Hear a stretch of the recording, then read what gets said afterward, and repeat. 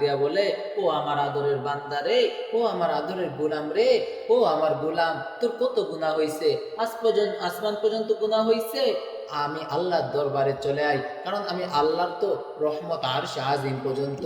ও আমার আদরের গোলাম, তোর গুনাহ কত হইছে, তোর পাহাড় সমতুল্য গুনাহ হইছে, আমি আল্লাহর দরবারে চলে আই, আমি আল্লাহর রহমত তো আরশে আজিম পর্যন্ত। ও আমার আদরের গোলাম, তোর গুনাহ কত হইছে, জমিনের মধ্যে যত বালুকণা তত গুনাহ হয়ে গেছে, বান্দা চিন্তা করিস না, চিন্তা করিস না, আই না বান্দা, আমি আল্লাহর দরবারে আই, আমি আল্লাহ তোকে ক্ষমা করে দিব। ও বান্দা, এই জমিনের মধ্যে যত পানি আছে, পানি সমান তোর গুনাহ হইছে, বান্দা আয়, আমি আল্লাহ তোকে ক্ষমা করে দিব। সুবহানাল্লাহ, আলহামদুলিল্লাহ, আল্লাহু আকবার।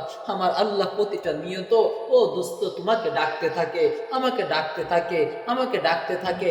আমি আর তুমি যখন আমার আল্লাহকে বলবো আল্লাহ, আমার আল্লাহ বলেন লাব্বাইকা ইয়া আবদি, বান্দা ডাকলি কেন?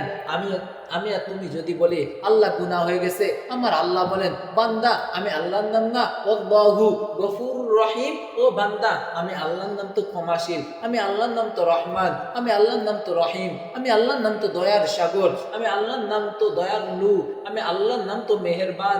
ও বান্দা, আমি আল্লাহর দরবারে আসলি, আমি আল্লাহ কি তোকে ফালায়া দিব, তাড়ায়া দিব?